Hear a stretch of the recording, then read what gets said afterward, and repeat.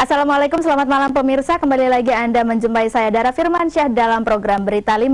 Aneka informasi menarik telah dirangkum oleh tim redaksi Simpang 5 TV. Di antaranya tentang pembukaan Popda 2014, BIMTEK Panwaslu, dan juga saat ini KPU masih belum menerima formulir C dan juga template. Selain itu ada berita tentang Dahlan Iskan. Untuk itu pemirsa tetaplah bersama kami selama setengah jam ke depan. Inilah Berita 5 selengkapnya.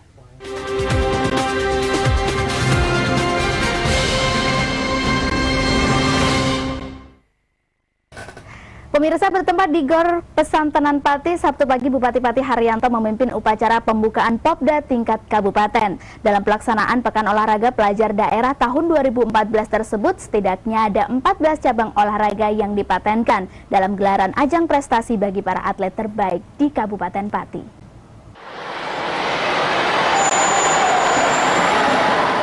Bertindak sebagai inspektur upacara, Sabtu pagi Bupati Pati Haryanto memimpin upacara pembukaan Popda Kabupaten di Gor Pesantenan Pati. Setidaknya ada 14 cabang olahraga yang dipatenkan, meliputi atletik, sepak takraw, tenis lapangan, panahan, sepak bola untuk putra, bola voli, bola basket, pencaksilat, taekwondo, karate, tenis meja, renang, senam, dan bulu tangkis. Dari 14 cabang olahraga tersebut, hampir semuanya digelar di tingkat SD, SMP, dan SMA pada pagelaran Popda 2014 ini. Bupati Pati Haryanto mengungkapkan dengan semakin banyaknya peserta dan cabang olahraga yang sudah dipatenkan dalam Popda di level kabupaten, mampu memicu perkembangan positif dari semua cabang olahraga. Selain itu, dengan didukung sarana dan prasarana serta anggaran yang dibutuhkan, ia berharap atlet di Kabupaten Pati menunjukkan prestasinya di level yang lebih tinggi, baik di tingkat provinsi maupun nasional.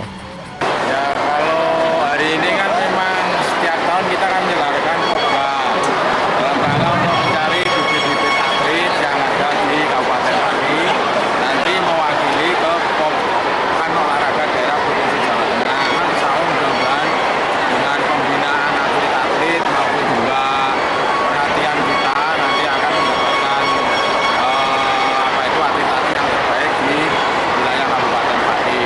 Dengan digelarnya Popda tingkat kabupaten tahun ini diharapkan dapat mengapresiasi perkembangan cabang olahraga yang ada di Kabupaten Pati.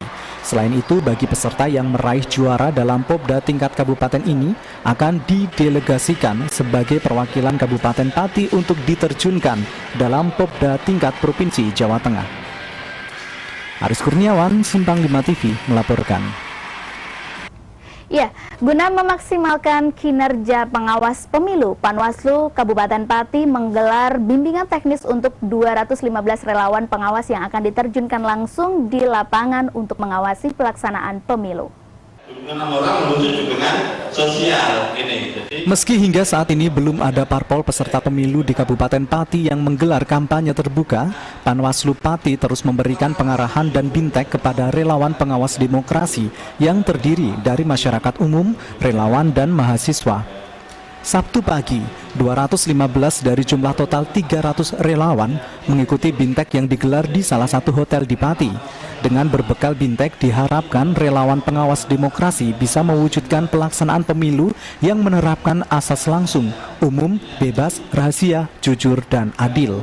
Ketua Panwaslu Pati Suyoto mengatakan, dengan diberikannya bintek pada relawan pengawas demokrasi tersebut bisa ditularkan kepada semua relawan pengawas demokrasi dalam menjalankan tugasnya di 406 desa yang tersebar di 21 kecamatan. Terkait kegiatan hari ini, Pak.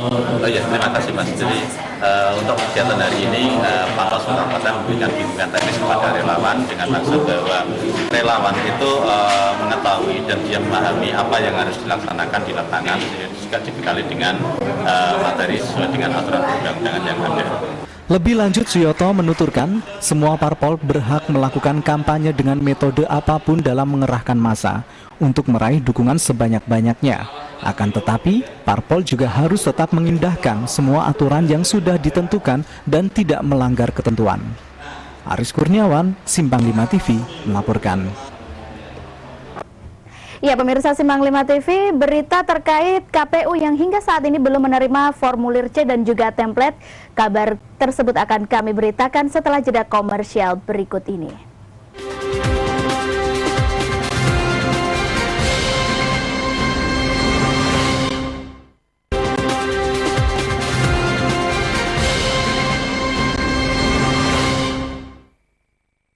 terima kasih pemirsa, Anda masih setia bersama kami dalam program Berita 5 Simpang 5 TV. Kita ke berita selanjutnya. Pemirsa, hingga saat ini KPU Kabupaten Pati mengaku masih belum mendapatkan formulir C dan template dari KPU Provinsi Jawa Tengah. Sehingga pendistribusian logistik ke panitia pemilihan kecamatan masih fokus pada kotak maupun kertas suara dan alat coblos. Komisi Pemilihan Umum Kabupaten Pati terus melakukan pendistribusian logistik pemilu ke panitia pemilihan kecamatan.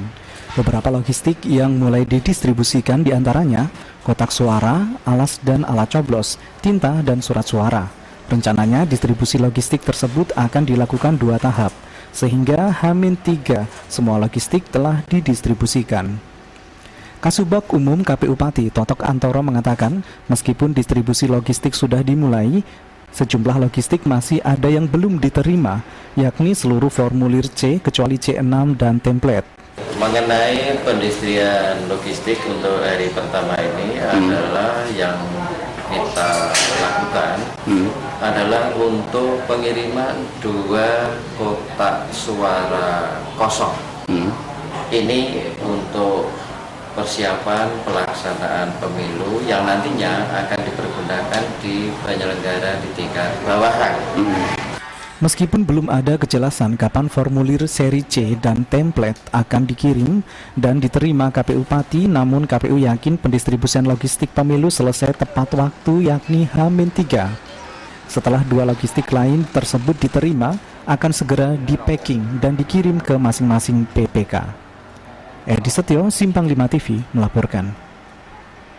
Beralih ke berita lainnya pemirsa, kondisi hidup serba kekurangan membuat Ahmad Syarif Ricardo, siswa SMP Negeri 1 Pati Atap Poncomulyo, Kecamatan Sukolilo, terpaksa membantu ayahnya berjualan makanan di pinggir jalan. Dirinya membantu ayahnya sejak ibunya meninggal 2 tahun yang lalu. Beginilah kehidupan Ahmad Syarif Ricardo serta ayahnya yang bernama Slamet, yang berprofesi sebagai penjual gorengan di pinggir jalan. Sepulang sekolah, dirinya harus mendorong gerobak yang berisi makanan jualannya untuk dibawa ke pinggir jalan tempat ayahnya berjualan. Tanpa rasa malu pada teman-temannya, setiap hari dirinya membantu ayahnya berjualan aneka gorengan seperti sosis dan gorengan lainnya.